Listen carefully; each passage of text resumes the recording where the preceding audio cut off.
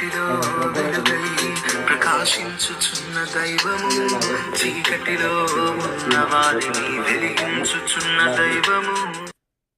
Light of the world YouTube channel వీక్షిస్తున్నటువంటి వారందరికీ, subscribers అందరికీ కూడా నా హృదయపూర్వక ధన్యవాదాలు అని తెలియజేస్తున్నాను. మనిషిని బ్రతికించేది ఏంటి? వాక్యం. మనిషిని బ్రతికించేది ఏంటి? మనిషిని బ్రతికించేది ఏంటో ఒకసారి చూద్దాం. బైబిల్ గ్రంథాన్ని చూస్తే తప్ప మనిషిని ఏం బ్రతికిస్తుందో మనకు క్లుప్తంగా అర్థమవుతుంది. మనిషిని బ్రతికించేది ఏంటో తెలుసండి? నమ్మకం. మనిషిని బ్రతికించేది ఏంటో తెలుసా? నమ్మకం. నేను బ్రతికి ఉండి ఇది అది చేస్తాను. ఒక నమ్మకం అనేది మనం బ్రతికిస్తుంది. ఒక పామంట పగబట్టిందంట ఒక వ్యక్తి. దాన్ని ఏదో చేశాడు, చంపపోయాడు. పాము వెళుతున్నప్పుడు ఏమనుకోండి, అలాగే నుంచున్నాం అనుకోండి, కాసేపు నాకు ఏదైనా చేసేస్తామని అలా భయపడుతుంది అంటండి. పాము భయపడిపోతాడు. ఎందుకంటే దాని ప్రాణమే కదా. మనం అనుకుంటాం, మనం భయపడిపోతాం ముందు అమ్మమ్మ అని. మనం అది కూడా భయపడుతుందంట. భయపడి ఇక అయిపోయి వీడు కంటపడ్డాను, నరమానవుడు కంట పడకూడదని అనుకుంటుందంట అండి. పడిన తర్వాత నన్ను ఏదైనా చేస్తారు భయపడిపోతూ ఉంటుంది. మనం ఏమనుకుంటామంటే దాన్ని చూసి మనల్ని ఏదో చేసేద్దాన్ని మనం భయపడుతూ ఉంటాం. ఆ ప్రయత్నంలో వాడేదో దాన్ని చేయబోయాడట, పగబట్టిందంటండి. పగబట్టిన తర్వాత ఒక చెట్టు ఎక్కిందంటండి. చెట్టు ఎక్కి వాడు ఎప్పుడు వస్తాడా అని చెప్పి చూస్తూ ఉందంట. ఆ పగబట్టిన తర్వాత మరుసటి రోజు ఎప్పుడు ఆ సమయంలో అతనంట అమెరికా వెళ్ళిపోయాడట. అమెరికా వెళ్ళి 6 నెలల తర్వాత వచ్చాడంట. రోజు చూడటం ఆడి కోసం బతుకుతుందంట. నమ్మకం, వాడిని చంపాలి. కొన్నిసార్లు పగ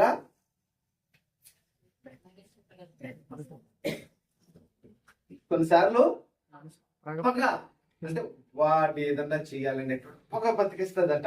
మనుషుల్లో కూడా ఖచ్చితంగా నేను వాడు అంతం చూసేంత వరకు నేను చావను, ఖచ్చితంగా వాడు అంతం చూడాలా, వాడు నాశనం అయిపోతుంది నేను చూడాలా అని పలుకుతో కొంతమంది వినే ఉంటారు కదా. ఈ ట్రాన్స్ఫార్మ్ ఏం చేసిందంటే 6 నెలలు చెట్టు మీద చూడటం, వస్తున్నాడా లేదా ఆ స్వరం, ఆ పేరు ఏదో గుర్తు పెట్టుకుని ఉంటది. వాడి పేరు గుర్తు పెట్టుకొని 6 నెలల తర్వాత అంటండి వాడు వస్తున్నాడు అంటండి. అప్పటికంట ఇది తిండి లేక ఒకసారి తినక బాగా లావ్ అయిపోయిందంటండి. అంటే బరువెక్కిపోయిపోయిందంట. మనుషులు తిండి తినకపోయినా కానీ బరువు ఎక్కుతారు. తిండి తింటేనే బరువు తగ్గుతారు. తిండి తిని పని చేస్తేనే బరువు తగ్గుతారు.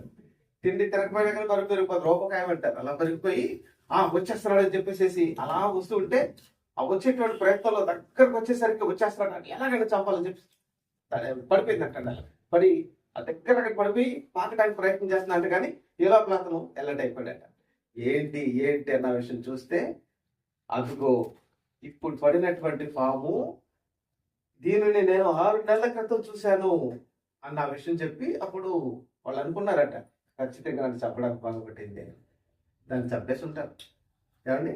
కాబట్టి అది బరువెక్కిపోతే ఎలాగైనా చంపేయాలని చెప్పేసి అందుకే తామస్పాము పగంట 12 ఏళ్ళు అంట. మరి ఎన్ని సంవత్సరాలు బతుకుతుంది ఏమంటే 12 ఏళ్ళు అని అంటూ ఉంటారు కదా.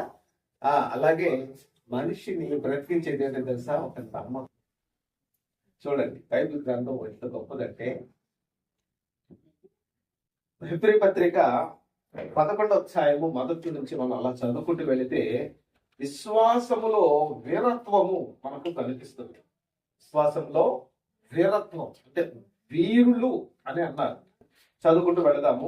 విశ్వాసము అనున్నది నిరీక్షింపబడు వాటి యొక్క నిజమైన స్వరూపమట.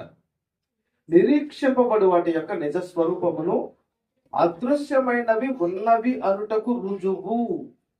దానిని బట్టి పెద్దలు సాక్ష్యము పొందిరి.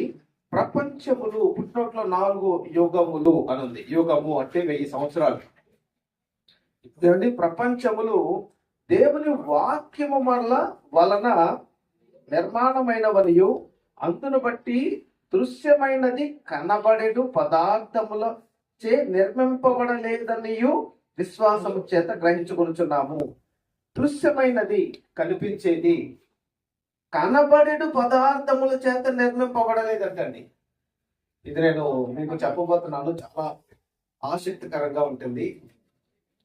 దృశ్యమైనదంట ఏముందంటే ఇక్కడ దృశ్యమైనది కనబడేడు పదార్థముల చేత నిర్మింపబడలేదు. దృశ్యమైనది ఏమంటే దృశ్యమైనవి మీకు కనిపించేవి కొన్ని పదార్థాలు చెప్పండి. మనకు కనిపించే పదార్థాలు దేవుడు చేసినటువంటి పదార్థాలు, దేవుడు చేసినవి మనకు కనిపించేవి చెప్పండి, పర్లేదు మాట్లాడుకుందాం. దేవుడు చేసిన పదార్థాలు కనిపించేవేంటి? దృష్టాంతం చెట్లు, చెట్లు, భూమి, భూమి, ఆకాశం, ఆకాశం, అది ఎవరు చెప్పారు? నీరు. ఓకే, ఇప్పుడు నీటిని గురించి మనం మాట్లాడుకుందాం. ఆది కాండము 1వ అధ్యాయము 1వ వచనంలో ఏముంది? వాక్యం దేవుడు ఎంతేను, వాక్యం దేవుడై ఉండేను. తీసుకొచ్చి యోహాను సువార్త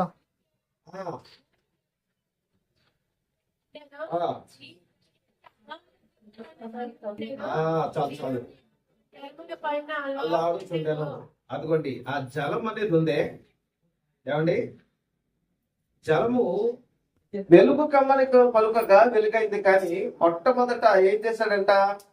జలం అనేది ఉంది కదా, నిరాకారముగాను శూన్యముగాను ఉండెను, చీకటి అగాధ జలము పైన కమ్మి ఉండెను. అగాధ జలము అనుంది. జలము అంటే ఏంటి?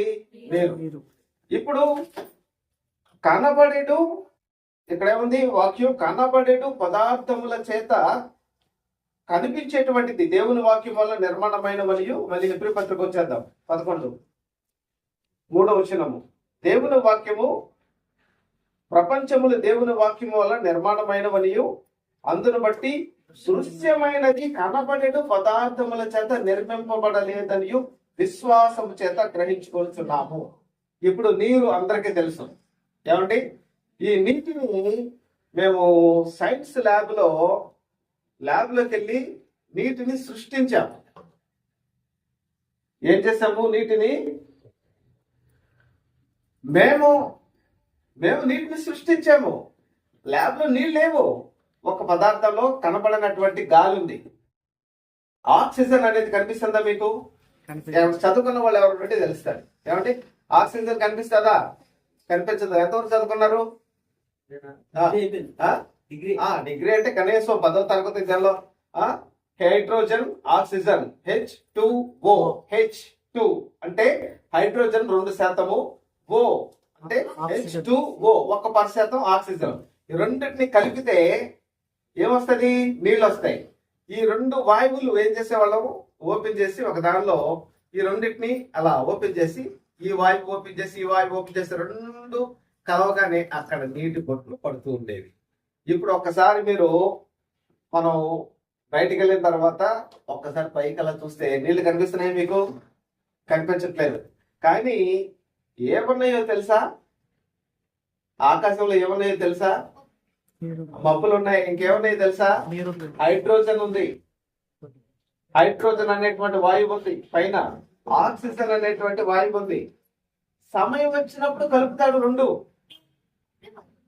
7 సంవత్సరాలంట లాస్ ఏంజల్స్ అమెరికాలో 7 సంవత్సరాలు బట్టి ఒక బొట్టు కూడా వర్షం పడనివ్వకుండా రిజర్వ్ చేశాడంటండి ఆ ప్రాంతాన్ని.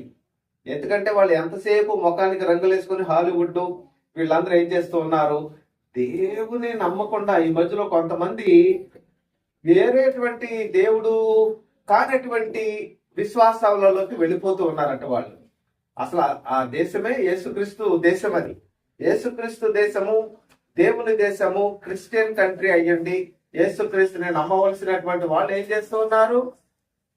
ఈ దేవుని పక్కన పెట్టి వేరే అని కొత్త పొత్తులు తొక్కుకుంటూ ఆయనను కనపరచటం లేదు. అది అసలు మనుషులు చేసేటువంటి తప్పు ఏంటంటే, మనుషులు నరకానికి వెళ్ళటానికి ప్రధానమైనటువంటి కారణం ఏంటంటే సృష్టిని చూసి దేవుణ్ణి తెలుసుకోవాలి. ఖచ్చితంగా మనిషికి దేవుడు జ్ఞానాన్ని ఇచ్చాడు.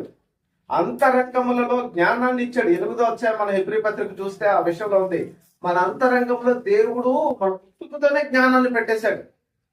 పుట్టుకతను ఎవ్వరూ నేర్పించే అవసరం లేదండి. అసలు పుట్టినటువంటి బిడ్డకి ఏమి ఎవరు నేర్పించకుండానే మనిషిలో జ్ఞానాన్ని పెట్టాడు దేవుడు. ఇది మంచి, ఇది చెడు, ఇది తప్పు, ఇది గొప్పు అని మనిషి తనంతటికి తాను మామూలుగా పెరిగినా కానీ ఏది మంచో ఏది చెడో మనిషికి ఆ జ్ఞానం అనేది పెట్టేశాడు దేవుడు. కాబట్టి ఆ జ్ఞానాన్ని బట్టి దేవుడు ఇచ్చినటువంటి మెథడ్ ఉందే, అది దేవుడిచ్చినటువంటిది. అయితే దేవుడిని కనుక్కోవడానికి ఇచ్చింది ఆ మెథడ్. దేవుని కొరకు నడవడానికి ఇచ్చినటువంటి కాళ్ళు ఇవి. దేవుడిని చూడడానికి ఇచ్చినటువంటి కళ్ళివి.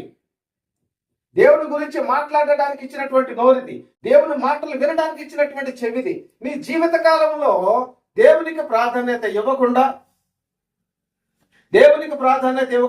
దేవుని గురించి నా మాటలు మాట్లాడకుండా, దేవుని గురించి నన్ను చూడకుండా, దేవుని సంబంధమైనటువంటి చూడకుండా, లోక సంబంధముగానే పంది అంటే ఎప్పుడు లోకాన్ని చూస్తుంది, కిందకే చూస్తుంది అంటాడు. ఒక్కసారి చూస్తుంది అంటాడు పైకి. ఒక్కసారి చూస్తుంది అంటాడు పైకి. ఎప్పుడు దాని కాళ్ళు కట్టేస్తారంట, కాలు చేసి దాన్ని కోసేసేటప్పుడు అప్పుడు ఒక్కసారి తీస్తే ఎంత బాగుందా అనుకుంటారంట. అలా అనుకునే లోపే చచ్చిపో. ఒక్కసారి చూస్తుంది దాని జీవితం. నేను పందిని ఎందుకు దేవుడు చేశాడంటే, ఎవరైనా పందులాగా ఉండకూడదు. పంది చూపినప్పుడు కిందగానే ఉంటుంది. దాని రెప్పలు కూడా అండి పైకి ఉంటాయి. దానిది కన్ను లోపలికి ఉంటుంది.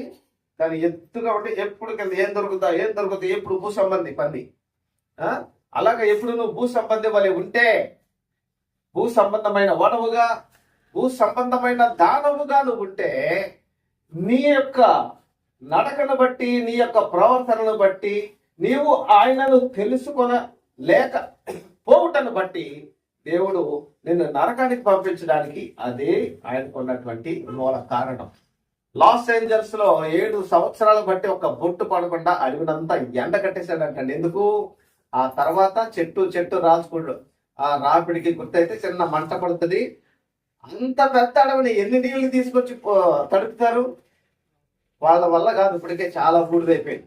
ఆ బూడిదైపోతే ఒక ఇల్లు మిగిలిందంట. ఒక చర్చ్ అండి పాస్టర్ గారు, చర్చి ఇల్లు చూసారా? మరి ఆయన అంతమందిలో ఒక లోతు వలె విశ్వాసంతో పక్కన వాళ్ళందరూ పాడైపోయినా సరే, పక్కన వాళ్ళందరూ నాశనం అయిపోతున్నా సరే, ఎవరే ఎంతమంది కాదంట, అవునన్నది నువ్వెందుకు కాదంటూ ఉంటావు. కొంతమంది ఎంతమంది అవునన్నది నువ్వెందుకు కాదంటున్నావు, ఎంతమంది దీన్ని నంది అంటున్నారు, నువ్వెందుకు పంది అంటున్నావు, దీన్ని ఇది పందే అంటే నంది మొక్కండి అని చెప్పి దండేసేసి నంది నంది నంది అని దాని గురించి తీసి దాని శాస్త్రాన్ని అసలు పడితే అప్పుడు పంది అన్నాడట. రాయ్ బుద్ధి లేనోడా, ఏమంటే 100 మంది 99 మంది అంటే దాన్ని నంది అంటున్నారట. 99 వాళ్ళు బుద్ధి చెడిపోయినటువంటి మనసు కలిగిన వాళ్ళు, ఈ లోకంలో ఉన్న వాళ్ళందరూ వాళ్ళే అంటూ ఉంటే, కాదు నా నేత్రాలతో దేవుడు ఇచ్చినటువంటి జ్ఞానాన్ని బట్టి ఇది పంది అంటే, వీళ్ళకి కూడా పలికి తెలుసు పందని, వీళ్ళకి కూడా పందని తెలుసు. కానీ అది నందిగా గొప్ప చేసుకుంటే వాళ్ళు ఇష్టానుసారంగా వెళ్ళొచ్చని. ఇప్పుడు భక్తి ఎలా మారిపోయిందో తెలుసండి. దేవుడు సజీవుడైనటువంటి దేవుడు, ఆయన కొన్ని చట్టాలు, కొన్ని నిబంధనలు, కొన్ని ఆజ్ఞలు పెడతాడు. ఇల్లు నిర్మించుకున్నటువంటి దేవుళ్ళు ఎంతమంది? 2 రకాలండి. చెప్పండి నోటితో. దేవుళ్ళు 2 రకాలు. 2 రకాల దేవుళ్ళలో ఒకటి మనిషిని చేసిన దేవుడు. నోటితో చెప్పండి. ఒకటి మనిషిని చేసిన దేవుడు. మనిషే ఎంత జ్ఞానంగా ఉంటున్నాడు, మనిషి ఎక్కడికి పడితే అక్కడికి వెళ్తున్నాడు, ఎంత తెలివి కలిగినటువంటి వాడుగా ఉన్నాడు, అంత తెలివి కలిగినటువంటి వాడిని చేసినటువంటి మనిషిని చేసిన దేవుడు ఎంత తెలివి గలవాడు, గొప్పవాడు. కాబట్టి మనిషిని చేసినటువంటి దేవుడు మనిషి ఏం చేయాలి, ఏం చేయకూడదు అని ఆజ్ఞలు, కట్టడలు, నిబంధనలు పెట్టేటువంటి దేవుడు. 2వ రకం దేవుడు అనండి. 2వ రకం దేవుడు మనుషులు చేసిన దేవుడు. మొదటి రకం దేవుడు మనిషిని చేసిన దేవుడు. 2వ రకం దేవుడు మనుష్యుల చేత చేయబడిన దేవుడు. మనుష్యుల చేత చేయబడిన దేవుడు ఉన్నాడే, ఆ విగ్రహం పెట్టుకుని వాళ్ళకి నిబంధన ఉండదు, ఒక ఆజ్ఞలు ఉండవు, కట్టడలు ఉండవు. వాళ్ళు ఇష్టానుసారంగా తినవచ్చు, వాళ్ళ ఇష్టానుసారంగా త్రాగవచ్చు, వాళ్ళ ఇష్టానుసారంగా గెంతవచ్చు, వాళ్ళ ఇష్టానుసారంగా ఏది చేసినా అడిగేవాళ్ళు. ఇది మనుషులు చేసినటువంటి దేవుడి దగ్గర ఉన్నటువంటి ఆజ్ఞలు, నిబంధనలు. ఇప్పుడు మనిషిని చేసినటువంటి దేవుడు, మనిషిని చేసినటువంటి దేవుడు ఏమన్నాడు, నువ్వు ఆకాశం ఉందే కానీ కింద భూమి ఉందే కానీ దేని రూపాన్ని చేసుకోవడానికి వీల్లేదు, దాన్ని నేను చేశాను, నిన్ను చేసినట్టే నీతో సమానం, అది నిన్ను చేసినట్టే దాన్ని చేశాను. కాబట్టి దాన్ని నువ్వు పూజించకూడదు, నీ తల్లిని సన్మానించు, తండ్రిని సన్మానించు, విశ్రాంతి దినం మానకుండా వెళ్ళు, దేవుని గురించి వ్యర్థంగా ఉచ్చరించొద్దు, అదుగో వ్యభిచరించొద్దు, నరహత్య చేయొద్దు, దొంగతనం చేయొద్దు, నీ పొరుగువానిది ఏది ఆశించొద్దు, నీ పొరుగువాని భార్యను ఆశించొద్దు అన్నాడు. ఒక ఆజ్ఞ. పొరుగువాని భార్య అనేది ఎందుకన్నాడంటే, మన వాళ్ళు వివాహమైనా కానీ వివాహపు ముందు కూడా చిత్తకార్తి రకాలే, వివాహమైన తర్వాత కూడా చిత్తకార్తి రకాలే. అందుకు దేవుడికి మనిషి యొక్క బుద్ధి కుక్క తోక లాంటిది కాబట్టి, మనిషి యొక్క బుద్ధి ఎలాంటిది, కుక్క తోక లాంటిది. కర్రెట్టి కట్టినంతసేపే ఉంటది అది. కొంతమంది ఏమంటారు, ఏమంటే నేను తాడు కట్టుకుంటానండి మెరలో, ఆ తాడు చూసినప్పుడల్లా నాకు నిబంధన గుర్తొస్తుందండి అంటారు. ఆ తాడు తీసేస్తే నిబంధన గుర్తురాదు. కొంతమంది తాడు ఉన్నా గాని నిబంధన మర్చిపోతూ ఉంటారు. మనిషి ఎలాంటి వాడు, వంకర బుద్ధి. వాళ్ళు ఏం చెప్పారు, గట్టిగా చెప్పదాని వెళ్ళిపోతుంది. మనిషి బుద్ధి ఎలాంటిది, కుక్క తోక వంకర అనేటువంటి సామెత ఉన్నది. కాబట్టి మనిషి వంకర బుద్ధి ఉంది కాబట్టి ఎన్ని రకాల ఆజ్ఞలు అనేది పెట్టాడు.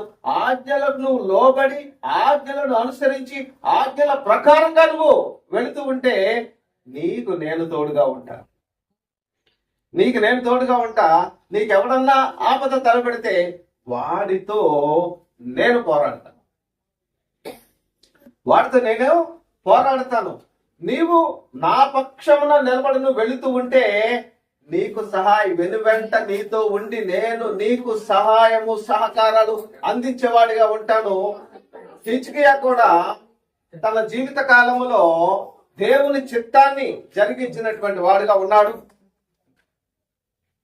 అతనికి కూడా మరణం వచ్చింది. హిజ్కియా కూడా మరణం వచ్చింది. హిజ్కియా కూడా మరణం వచ్చి అతను చనిపోయేటప్పుడు ఎంత చక్కగా నా యెడల విశ్వాసము కలిగి నమ్మకం కలిగి నేనంటే నమ్మాడు. కాబట్టి నేను అతనికి ఒక పని చేస్తాను. ఏం చేస్తాను, హిజ్కియా అదిగో నువ్వు నా యెడల చాలా చక్కగా నడుచుకున్నావు అన్న మాట అప్పుడు అనలేదండి. అసలు మనలో ఎవరికైనా అసలు ఇళ్ళ కాలంలో దేవుడు ప్రత్యక్షం అవడం, నువ్వు కొద్ది రోజుల్లో చచ్చిపోతావు, ఎప్పుడో తెలీదు, చనిపోతున్నావు అనుకో, చావు దగ్గరికి వచ్చేసింది. ఇప్పుడు డాక్టర్లు కూడా ఏమంటారు తెలుసా, చచ్చిపోయేవాడిని డాక్టర్లు అప్పుడప్పుడు నేను మన ఒక అతను నా దగ్గర సంగీతం నేర్చుకోవాలని ఆశపడ్డాడు. మంచిది. అతనికి మాటల సందర్భంలో నేను ఏ స్థితిలో ఉన్నానండి, నేను ఏ పరిస్థితిలో ఉన్నాను అంటే, నిజం చెప్పమంటారా అబద్ధం చెప్పమంటారా అని అంటూ ఉంటాను. ఒకసారి నిజమే చెప్పండి, నిజం చెప్తే నీ గుండె పగిలిపోద్ది, అబద్ధం చెప్తే నువ్వు బతుకుతావు అని చెప్పారు.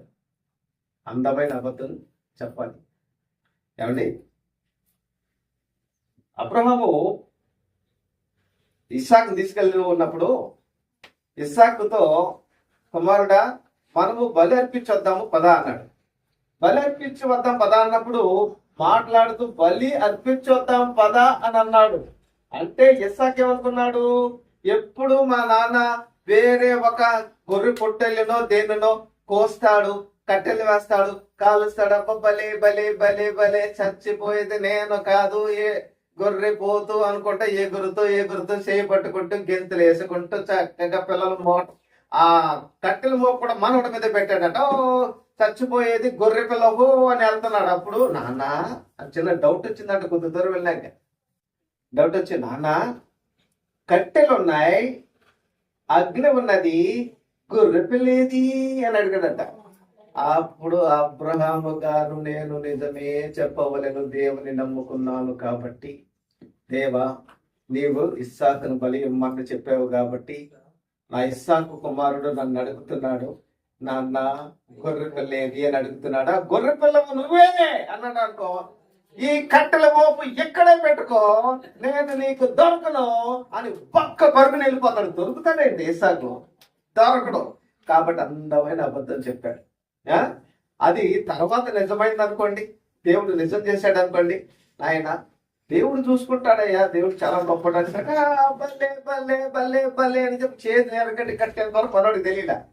కాబట్టి ఆ ఆ యవనస్తుడు అడిగినప్పుడు నేను చెప్పాను, మీరు చాలా బాగా క్యాచ్ చేస్తున్నారండి అని చెప్పాను. చిరునవ్వు నవ్వాడు. అంటే ఆశ ఏమవుతుంది, చిగురిస్తుంది, ఖచ్చితంగా నీకు చక్కగా వస్తుంది, మీరు బాగా ప్లే చేస్తారని చెప్పాను. నిజమేనండి నిజమేనండి నిజమేనండి అలా మనం అన్నాం అనుకోండి, ఆ వ్యక్తి బతుకుతాడు. మాటలో ఉన్నటువంటి గొప్పతనం చెప్పమంటారా ఏమండి? యేసుక్రీస్తు వారు కొంతమందిని స్వస్థపరిచేటువంటి విధానం మనం చూస్తే, యేసుక్రీస్తు దగ్గర మెడిసిన్ కానీ, ఒక లేహ్యం కానీ, అరుపు కానీ, టాబ్లెట్లు కానీ, ఇంజక్షన్ కానీ, అంటే శస్త్రచికిత్స చేయడానికి కత్తి కానీ, కుట్లు కుట్టడానికి ఏమీ లేవండి. ఏమండి? నోటి మాటే. ఇప్పుడు ఒక వ్యక్తి నాకు చూపు కావాలి అని వచ్చాడు. అయ్యా అయ్యా నాకు చూపు నువ్వు, అదిగో నువ్వు చూపు పొందుతావు అని చెప్పేసి నోటి మాటతో చెప్పాడు. చెప్పినప్పుడు వెళ్ళు కడుక్కో, సెలైన కోనేరులో నీళ్ళు కడుక్కో, నీకు చూపు వస్తుందని చెప్పాడు. కొన్ని చోట్ల లే అన్నాడంతే. ఎవరో ఊసకాలు చేతులు కలిగినటువంటి పక్షవాయువు రోగం అంటే ఎలా ఉంటారు, ఒక చెయ్యి పడిపోతుంది, ఒక కాలు పడిపోతుంది. వాళ్ళు యేసమ్మని మీరు చూశారు కదా, ఏమండి? ఎంతమందిని చూడండి, మనకు ఎందుకు తెలియదు. పక్షవాయువు కలిగిన వాళ్ళు కొంతమందికి కుడి చేయి పడిపోతుంది, కొంతమందికి ఎడమ చెయ్య పడిపోతుంది. ఈ పడిపోతూ ఉన్నప్పుడు వాళ్ళు వాళ్ళ పనులు వాళ్ళు చేసుకోలేరు, బరువులు ఎత్తలేరు, నడవలేరు సరిగ్గా.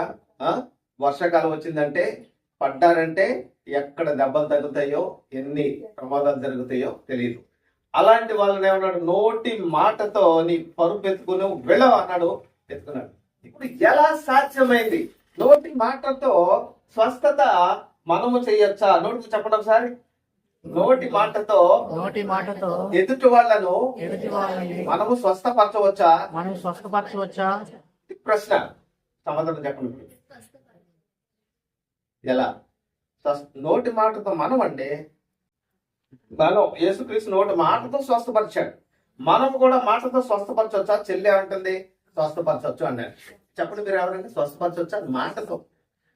ఏమండి? మాటతో. ప్రార్థన కాదండి, ప్రార్థన పక్కన పెట్టేయండి. ప్రార్థన అంటే దేవుని నాకు అసలు దిగుతుంది, రైట్. ఇప్పుడు నోటి మాటతో మనం ఎదుటి వాళ్ళను స్వస్థపరచవచ్చా? చెయ్యొద్దండి, ఒకసారి చూపించండి ఒకసారి వీళ్ళకి. చెయ్యొద్దండి. ఎంతమంది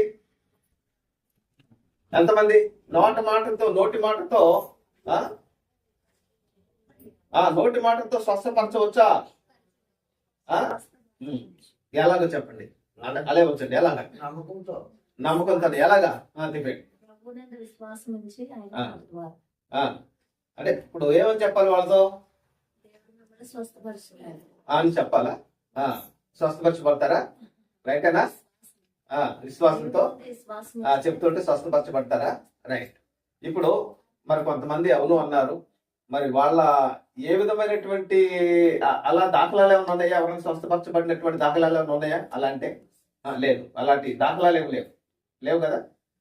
అప్పుడే లేవు. నోటితో చెప్పాలి. లేవు. గట్టిగా చెప్పండి. అది ఇప్పుడు కరెక్ట్ గా మీరు జాగ్రత్తగా వినండి. 20 సంవత్సరాల క్రితం, అంటే ఇప్పుడు సుమారుగా నేను 30 సంవత్సరాల వయసులో 35 సంవత్సరాల వయసులో ఉన్నప్పుడు సువార్త పనులకు వెళుతూ ఉన్నప్పుడు ఏం చేశారంటే మా వాళ్ళల్లో కొంతమంది ఒక మాట వచ్చిందండి. ఏంటి? ఒక వ్యక్తి ఉన్నాడు. ఒక వ్యక్తిని మీరు అసలు పూర్తిగా మంచాన పడిపోయి ఉన్నాడు, ఆ వ్యక్తిని మీరు లేపగలరా అని ఒక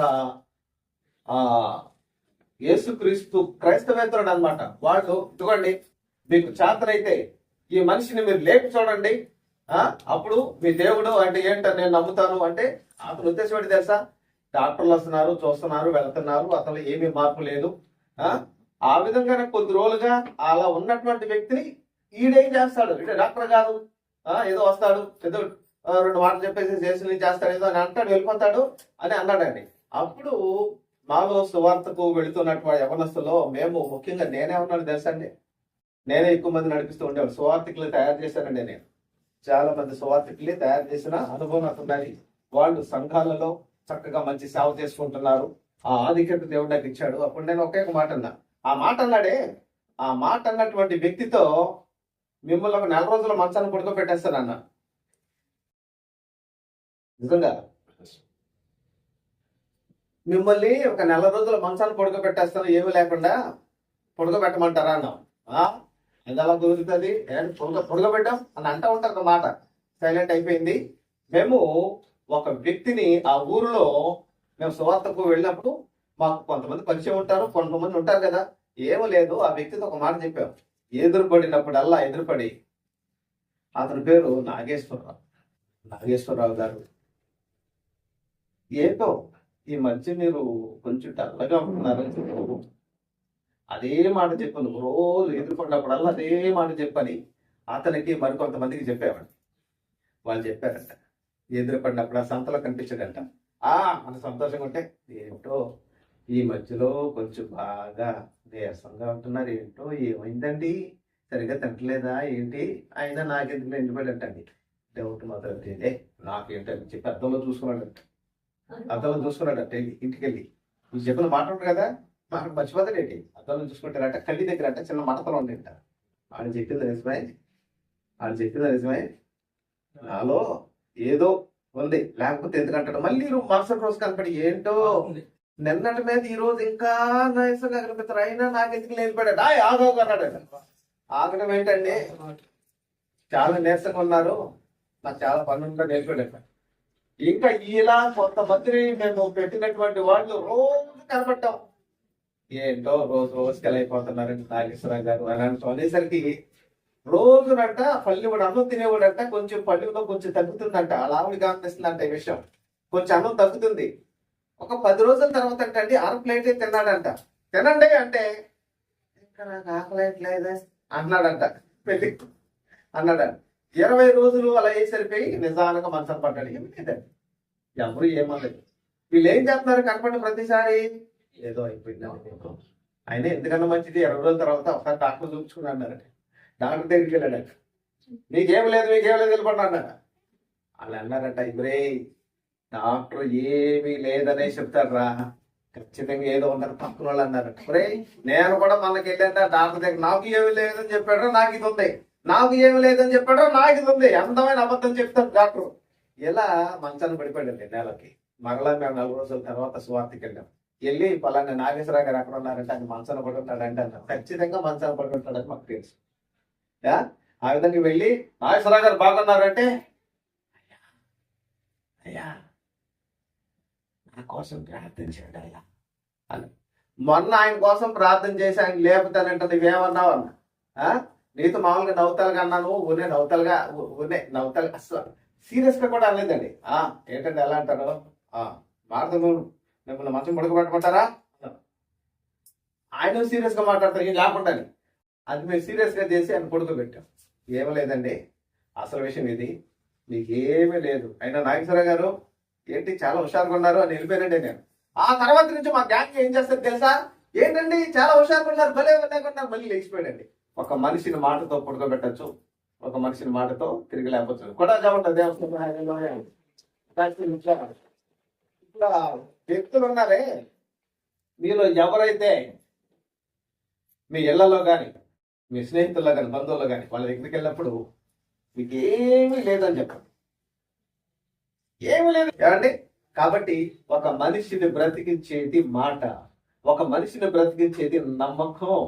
నేను ఖచ్చితంగా అదిగో ఫలాని కార్యక్రమం నేను చూస్తాననేటువంటి నమ్మకం బ్రతికిస్తుంది. ఇప్పుడు నేను ఒక విషయం చెప్పడం మర్చిపోయాను కదా, కనిపించేటువంటి నీళ్లు ఎలా వస్తున్నాయి, వర్షం ఎలా వస్తున్నది, కనబడేటు పదార్థముల చేత కాదు, కనిపించినటువంటి ఆక్సిజన్, కనిపించినటువంటి హైడ్రోజన్, ఆ వాయువులు 2 వచ్చేసరికి నీళ్లు పడిపోతున్నాయి. ఎంతకుముందు ఆకాశం చూసి ఏ చొక్కా లేదు, అంతా మామూలుగా ఉంది. ఒక మేఘం వచ్చింది, దేవుని యొక్క యంత్రాంగం మేఘం. కానీ నీళ్లు రావాలంటే కనిపించినటువంటి 2 వాయువులు కలిసి నీళ్లు వచ్చేస్తాయి. ఈ మాట ఎంతమంది తెలుసు? నిజమేనా? చదువుకున్నాడు ఎవరు? అదిగో నీ పేరేంటి? గౌతమి. నిజమేనా? గట్టిగా చెప్పు, అసలే నీ గొంతుకు దాంట్లో గట్టిగా చెప్పు. గట్టిగా చెప్పు. ఏమండి డిగ్రీ చదువుకున్నారు శివ గారు? అవునా? గట్టిగా చెప్పండి. అవునా అండి? అంటే ఇక్కడ మన వ్యూస్ వాళ్ళకు కూడా, మనకి వినేటువంటి వాళ్ళకు కూడా తెలియాలా? అవునా కదా? అవును.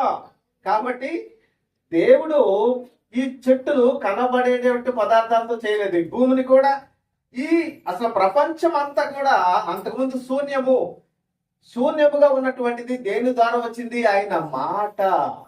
ఆయన కలుగును కాకంతేటువంటి మాట అంతే. కాబట్టి ఈ నమ్మకంలో ఏముందో తెలుసా? దేవుని యొక్క వాగ్దానం ఈ రోజు నీకు వస్తుంది. నేను అనండి, నేను ప్రభునందు ఉండి ఆశీర్వదింపబడతానే గాని శపించబడను. దీవించబడతానే గాని నేను చెప్పించబడను. సమృద్ధిలో ఉంటానే గాని లేమిలో ఉండను. ఈ మాటను మీరు నమ్మండి. ఈ ఒక్క మాటను నమ్మి వెళ్ళిపోండి అంతే. నా దేవుడు నన్ను సమృద్ధిలో నడిపిస్తాడు. ఆ ఒక్క మాట నమ్మండి. ఆయన వాగ్దానం కూడా ఇచ్చాడు మీకు. ఆయన నిన్ను సమృద్ధిలో నడిపిస్తాడు, నడిపించును గాక. ఆమేన్. ఆ ఒక్క మాట మిమ్మల్ని బ్రతికిస్తాడు. నన్ను నా దేవుడు నా సమృద్ధిలో నడిపిస్తాడు. ఎందుకంటే నేను నా యందు మీరును నీ యందు నా మాటలను నిలిచి ఉండిన ఎడల మీకేది ఇష్టపడికి ఇచ్చేస్తాను అన్నాడు అంతే. ఏమండి ఎంతమందికి ఇచ్చాడు? పాల్ యాంగిచ్చో గారు ఆయన సేవ చేస్తున్నప్పుడు ఆయన ఒక బౌద్ధ మతానికి చెందినటువంటి వ్యక్తి. అతడు టీబీ వ్యాధి చనిపోయేటువంటి స్థితిలో అతను ఉన్నప్పుడు ఒక క్రైస్తవ విశ్వాసానికి చెందిన కుటుంబానికి చెందినటువంటి ఒక చిన్న పాప వచ్చి సువార్త చెప్పింది. సువార్త చెప్పినప్పుడు ఆ సువార్త పాప చెప్పిన మాటను నమ్మి ఆయన బ్రతికారు. బ్రతికిన తర్వాత ఎన్నో వేల మంది, చాలా పెద్ద సంఘం అయింది, అనేక మందిని బ్రతికించారు. ఆయన ఏమన్నారు తెలుసా? నీకు ఏదైనా కుర్చీ కావాలి, ఒక కుర్చీ కావాలి అంటే ప్రార్థన చేస్తూ ఉన్నప్పుడు అంట దేవుడు ఏంటి అంట, ఎలాంటి కుర్చీ కావాలి? ప్లాస్టిక్ కుర్చీ కావాలా? సోఫా లాంటి స్పాంజ్లో ఉండే కుర్చీ కావాలా? నీ ఒకరి కూర్చునే కుర్చీ కావాలా? ఆనుకునే కుర్చీ కావాలా? రెండు చేతులు ఇలా ఆనుకునే ఉండాలా? చేతులు లేకుండా ఉండాలా? డైమెన్షన్స్ ఇవ్వో. ఎలాంటి కుర్చీ కావాలంటే చక్కగా ఇలా ఊగుతూ ఉండాలి, రెండు చేతులు పెట్టుకోవాలి, నేను ఆంచుకోవాలి, ఆంచుకుని చక్కగా రిలాక్స్ అవ్వాలంటే అలాంటి కుర్చీ దేవుడు ఇచ్చేసేవాడు. దేవుని స్తోత్రం, హల్లెలూయా. నీకు కూడా ఇస్తాడు అలాంటి అద్భుతాలు. అలాంటివి ఆయన జీవితాల్లో చాలా చూశాడు ప్రియులారా. కాబట్టి మీ జీవితంలో ఇప్పుడు మీరు చూడాలనుకుంటున్నారా? ఎక్కడ దాకా ఎందుకండి, నేను చాలా సాధారణమైనటువంటి ఒక మనిషినండి. నన్ను నేనే నమ్మలేకపోతున్నాను. కొన్ని సందర్భాల్లో నీకు ప్రసంగం చేయటం రాదు, దేవుని మాటలు నీకు చెప్పడం రాదు. ఎంతసేపు నువ్వు బాగా నవ్విస్తావు, నువ్వు బాగా నవ్వించడం వచ్చు నీకు.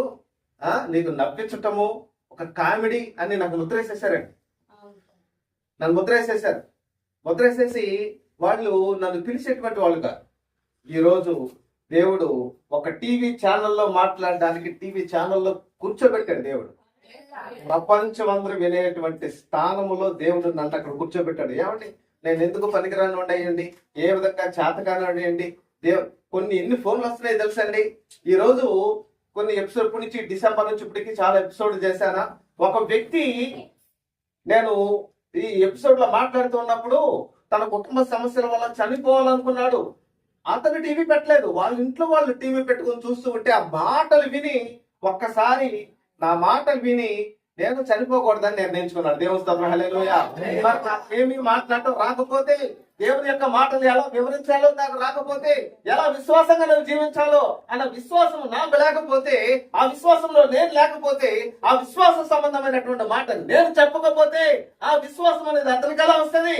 నేను చనిపోకూడదనేటువంటి ఆలోచన అతను ఎలా వస్తాడు? ఆ మాట అతనికి ఎలా బ్రతికిస్తుంది అతన్ని? ఇంకొక విషయం నేను చెప్తాను. ఒక ఆయన ప్రార్థన చేస్తున్నాడంటే, విశ్వాసం ఎలా ఉండదు తెలుసా? ఒక ఆయన ప్రార్థన చేస్తున్నాడంటే, ఏం ప్రార్థన చేస్తున్నాడు? అతనికి నెల ఖర్చులు కావాలి, నెల ఖర్చులు లేవు, ఇంట్లో తినడానికి ఆహారం లేదు.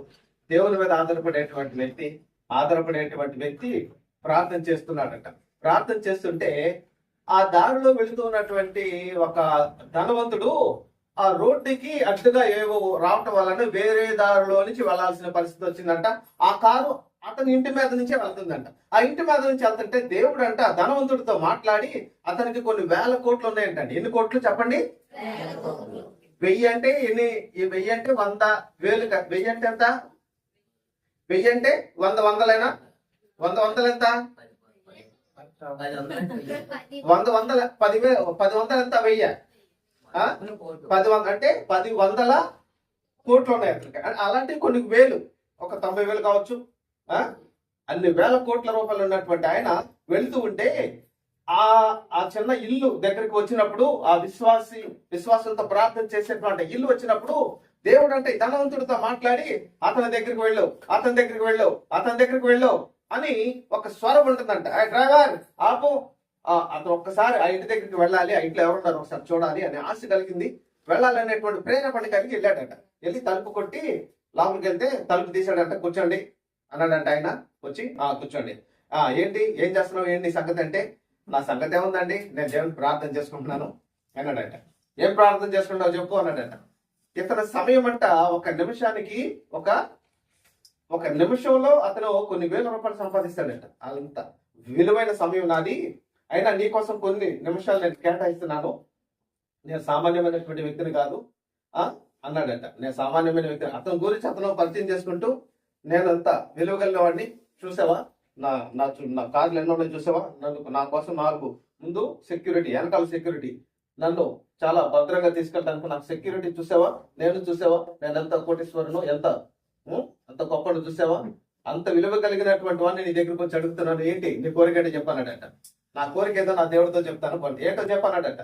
ఈ నెల ఖర్చులు లేవండి, నాకు నెల ఖర్చులు లేవు, పైగా నాకు ఒక ఉద్యోగం కూడా కావాలి, నాకు ఒక చిన్న ఉద్యోగం కూడా, ఏదైనా పని ఉంటే ఎవరి మీద ఆధారపడకుండా చేయాలనుకుంటున్నాను, నాకు ఆధారం లేదు అని ప్రార్థన చేస్తే, ఇంకో ఆ విజిటింగ్ కార్డు ఉంది, తీసుకో, ఆఫీసులో కలవన్నాడంట.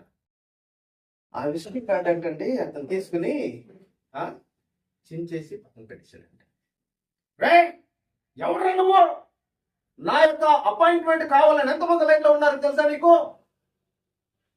నా అపాయింట్మెంట్ కావాలని ఎంతమంది లైన్లో ఉన్నారో తెలుసా నీకు, నా విజిటింగ్ కార్డుని అంత చులకనగా చేస్తావా, నీ విజిటింగ్ కార్డు నాకు అవసరం లేదని చేస్తావా, ఇదిగో నీకు ఎంత కావాలో చెప్పు, నీకు డబ్బులు ఇస్తాను, ఎంత కావాలో చెప్పు, నీకు డబ్బులు ఇస్తాను, నీకు ఒక నెల కాదు, ఈ విజిటింగ్ కార్డు పట్టుకుని అక్కడికి వస్తే నీకు 10 నెలలకు సంవత్సరానికి సంబంధించినటువంటి సరుకులు ఇవ్వడానికి నేను నిర్ణయించుకున్నాను, నువ్వెంత, నీ బ్రతికెంత, నీకు సరిపడిందంత, ఒక సంవత్సరానికి సరిపడింది నా ఆఫీస్కి వచ్చి విజిటింగ్ కార్డు చూపించేస్తే నీకు ఇస్తారు, డబ్బులు ఇస్తారు, ఆ విధంగా డిసైడ్ అయ్యానంటే అప్పుడు ఆ వ్యక్తి అన్నాడంట, చూడయ్యా ఇప్పుడు ఈ విజిటింగ్ కార్డు తీసుకుని నేను నీ దగ్గరికి వచ్చాను అనుకో, ఎంత ఇస్తావు నువ్వు, నాకు సంవత్సరానికి సరిపడి ఇస్తావు, నువ్వు నీ పరిస్థితి ఏంటి, 1000 కోట్లు ఉన్నాయి నీకు, ఈ విజిటింగ్ కార్డు తీసుకుంటే 1000 కోట్లు ఉన్నటువంటి నీ ఒక్కడితోనే నా జీవితం ఫుల్ స్టాప్ అయిపోతే, నీ చుట్టే తిరుగుతా ఉంటాను నేను, ఇంకా నా జీవితంలో నీ చుట్టూ తిరుగుతా ఉంటే, నీ భజనే చేస్తా ఉంటాను, నువ్వే గొప్పడు, నువ్వు లేకపోతే నా బతుకులేదంటాను.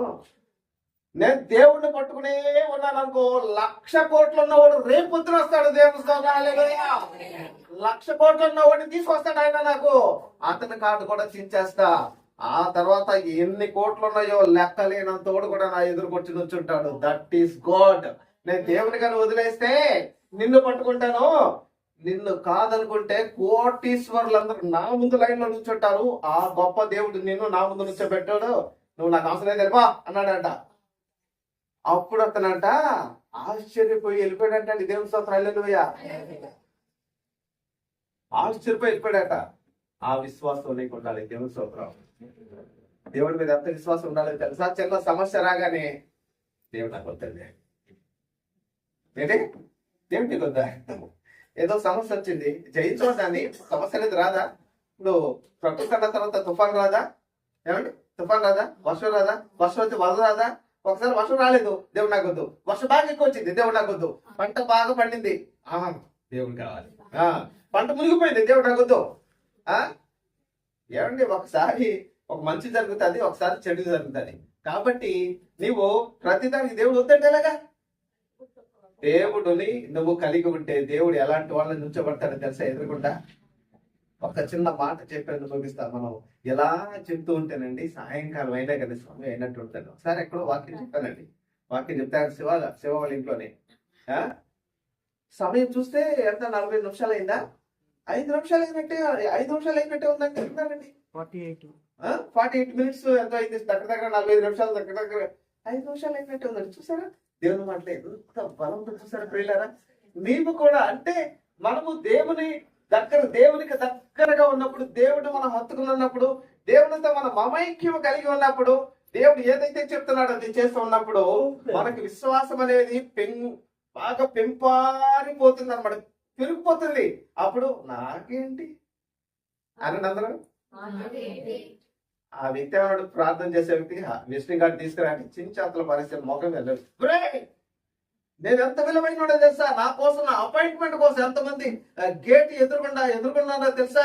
అలాంటిది నేను ఉచితంగా నీకు అపాయింట్మెంట్ ఇస్తే నువ్వు ఎలా చేస్తావంటే, ఈ రోజు నువ్వు, రేపు ఇంకొకడు. నిన్ను నేను నమ్మను, నా దేవుడిని నమ్ముతాను. నా దేవుడు ఈ రోజు 1000 కోట్లు, రేపు లక్షల కోట్లు, తర్వాత కొన్ని కోట్లు. అసలు ఎంత ఆస్తుందో వాళ్ళకి తెలియనంత వాళ్ళు నాకు ఎదురుకుండా నుంచోబడతాడు. నా దేవుడు నాకు కావాలి, అలాంటి ఆయన నాకు కావాలి. కానీ నీ దగ్గర నేను గిరిగిసుకుని ఉండను. అందుకనే మనకేదైనా దొరకని ఆగిపోతాడండి. మనం ఏదైనా దొరికిందనుకోండి ఆయన ఆగకూడదు. ఇంకా ఎదుగుతూ వెళ్ళాలి. యోసేపు జీవితం అంతా. యోసేపు సిటిజన్షిప్ ఎక్కడ ఉన్నది? కనాను దేశంలో ఉన్నది. కనాను దేశానికి చెందినటువంటి వ్యక్తి కాబట్టి కనాను దేశానికి ప్రధానమంత్రి అయ్యాడు అంటే బాగుంటది. ఎక్కడ సోనియా గాంధీ, ఎక్కడ ఇండియా? ఎక్కడ సోనియా గాంధీ, ఎక్కడ ఇండియా? ఏమండి, సోనియా గాంధీ రాజీవ్ గాంధీ యొక్క భార్య. ఏమండి, క్రైస్తవురాలు. అక్కడ నుంచి వచ్చి ఇక్కడికి ఒక దేశ ప్రధాని భార్య అయింది. ఆ తర్వాత ఆవిడే ప్రధాని అవుతూ ఉంటే మన వాళ్ళు సిటిజన్షిప్ లేదని చెప్పేసి పక్కన పెట్టారు. కొంతమంది పొలిటికల్ గా సిటిజన్షిప్, ఈ దేశ సిటిజన్షిప్ లేదు ఇవిడికి, కాబట్టి ఇవి పనికిరదంటే ఆవిడ ఒక చైర్పర్సన్ గా ఉంటూ మన్మోహన్ సింగ్ గారిని పెట్టిన విషయం మనందరికీ తెలుసు కదా. అంటే ఎక్కడ ఏ దేశం నుంచి వచ్చింది, ఈ దేశంలో ప్రధానమంత్రి ఆటోమేటిక్ గా ప్రధానమంత్రే. ఆవిడ చెప్పిందే శాసనం, కానీ చైర్పర్సన్ పేరుకి. కానీ యోసేపు దేవుడు చెప్పినటువంటి మాటలు విన్నాడు, దేవుని ఇష్టానుసారంగా నడిచాడు. పాపము ఆ మనిషిని పట్టుకున్నప్పుడు ఆ పాపము యొక్క కబంధ హస్తాల నుండి విడిపించుకుని పారిపోయాడు. దేవుని స్తోత్రం, హల్లెలూయా. ఆ పాపం నీ దగ్గరకు వచ్చిందంటే ఎదురుకుండా నుంచుంటే అన్నావు అనుకో, ప్రధానమంత్రి అయ్యేవాడా యోసేపు? అయ్యేవాడండి? అవ్వడు. కాబట్టి ప్రియులారా, ఈ పాపం అనేది నిన్ను టెంప్ట్ చేస్తుంది, శోధన చేస్తుంది, శోధిస్తుంది. ఈ శోధన అనేటువంటిది శ్రమలాగా నీకు వస్తుంది, ఈ బాధలా నీకు వస్తుంది, కష్టంలాగా నీకు వస్తుంది. ఈ కష్టము వచ్చినప్పుడు దేవుడిని విడిచి పెడితే నీ ఎంత దౌర్భాగ్యం ఇంకొకటి లేదండి. దాని తర్వాత పెద్ద ఆశీర్వాదం ఉంది. కోల్పోతున్నావు నువ్వు, దేవుడు నాకు వద్దని ఫుల్ స్టాప్ పెట్టేశావు, కోల్పోతున్నావు. ఆశీర్వాదం కోల్పోతున్నావు, దీవెన కోల్పోతున్నావు. పరీక్ష దగ్గరకు వచ్చిన తర్వాత అమ్మో పరీక్ష అంటే నాకు భయం, పరీక్ష రాయను అన్నా నువ్వు పోతావు. సరిగ్గా రాయకపోయినా పోతావు. సరిగ్గా రాయి, పాస్ అవుతావు. పాస్ అయితే ఉద్యోగం. ఏమండి అంతే కదా. నీ జీవితంలో కూడా శోధన సహించేవాడు ధన్యుడు. కాబట్టి శోధన సహించు, దాని వెనకాల ఆశీర్వాదం ఉంది. యోసేపు శోధన సహించాడు, ప్రధానమంత్రి అయ్యాడు. మొర్దెకాయ్ తెలుసా మీకు? మొర్దెకాయ్, హామాను మొర్దెకాయని చంపాలనుకున్నాడు. చంపాలనుకున్నటువంటి ఆ విధానంలో వాళ్ళ ఇంటి దగ్గర ఉరుకొయ్యని తయారు చేస్తే మొర్దెకాయ చావాల్సినటువంటి ఉరుకొయ్య మీద హామాను చచ్చిపోయాడు. ఈ మొర్దెకాయ ఏమయ్యాడు? ప్రధాని అయ్యాడు. యోసేపు ప్రధాని అయ్యాడు. ఎవరు తీసుకున్న గోతులో నిన్ను ఎవరైతే గోతిలో తొయ్యాలనుకుంటున్నారో చెప్పండి. నన్ను ఎవరు గోతులో తొయ్యాలని చూస్తున్నారో ఆ గొయ్య ఒకటోసారి, ఆ గొయ్య రెండవసారి, ఆ గొయ్య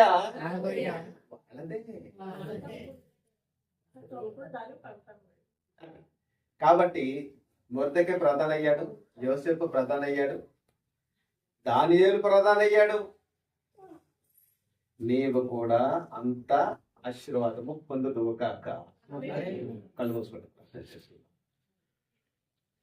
జీవం కలిగిన మా దేవా మీకు స్తోత్రం.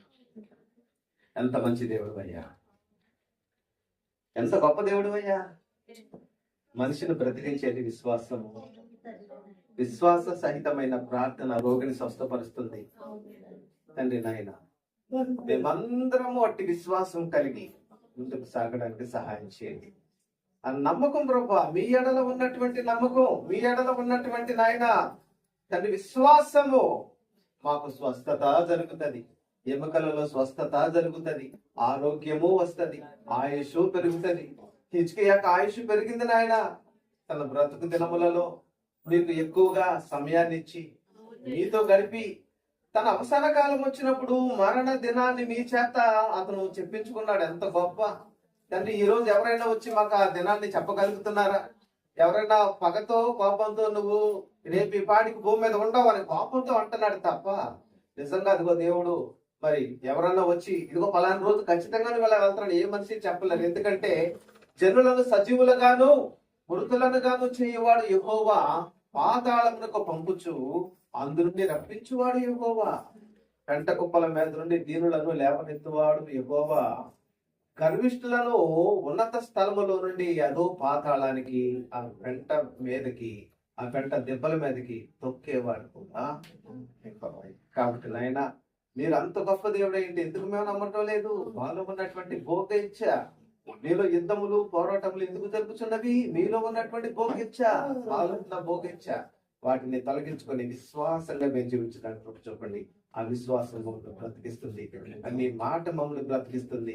కానీ నాయన, మీరు మమ్మల్ని బ్రతికించేవారు, మీరు మమ్మల్ని దీవించేవారు, మీరు మమ్మల్ని ఆశీర్వదించేవారు. మా జీవితంలో మీరు ఉంటే చాలు. అట్టి కృప మా అందరికి దయచేశారు, దయచేస్తారు, దయచేశారు నమ్ముచున్నాం.